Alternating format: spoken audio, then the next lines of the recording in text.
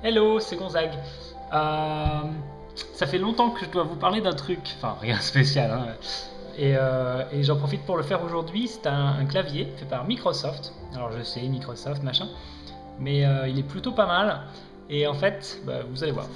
Pour la plupart des gens avec leur ordinateur, un clavier comme ça, c'est pas forcément le rêve. D'ailleurs, celui-ci, c'est un peu de l'ancienne génération, puisque il est équipé de port PS2. Microsoft avait sorti sa souris Arc et ils ont aussi sorti le clavier Arc dans une petite boîte. C'est vraiment assez compact avec une tagline qui dit Style that works. Ça veut dire du style qui fonctionne. Un style qui fonctionne. Mobilité, design et performance. C'est vrai que c'est un assez petit clavier sans fil, compatible PC et Mac et en USB.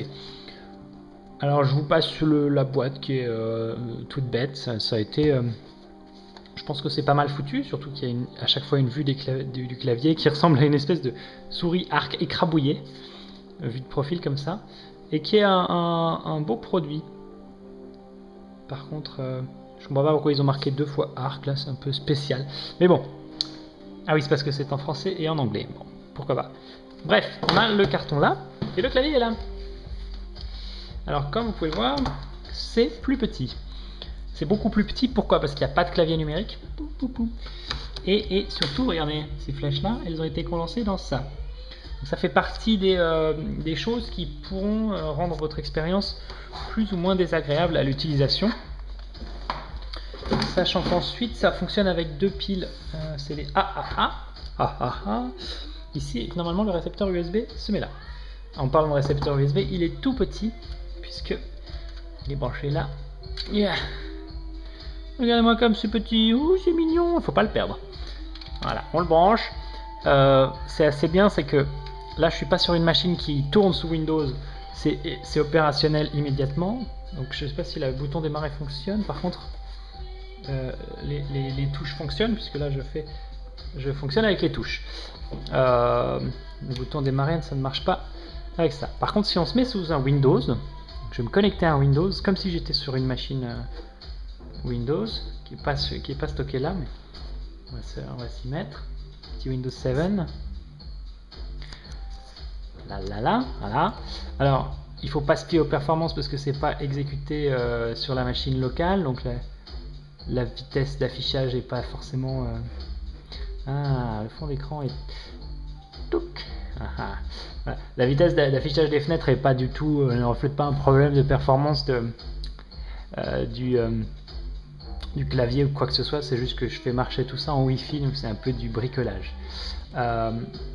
Mais voilà, donc là maintenant, je suis sur ma machine et le bouton démarrer fonctionne nickel.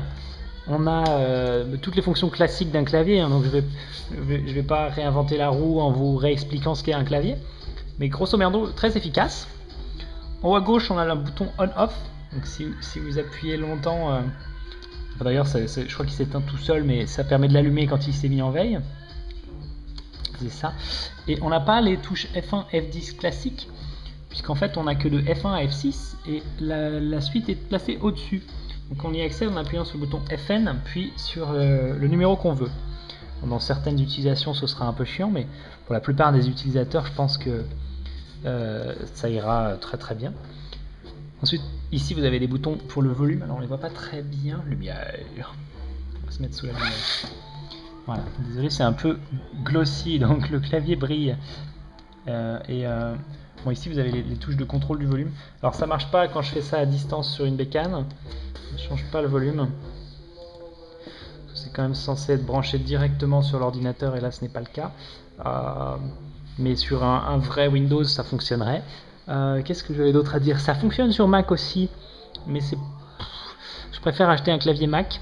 Par contre, le point fort de ce clavier, c'est qu'il coûte seulement quelque chose comme 45 €, contrairement à un clavier Apple qui coûte quand même, je sais plus, d'ailleurs je connais plus les prix, mais c'est un peu plus élevé de mémoire.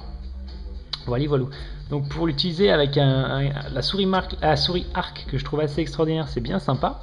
Et puis c'est vrai que c'est un très bon clavier Windows. Voilà. Donc ça s'appelle le Arc. Et je vous en parle parce que j'avais complètement zappé.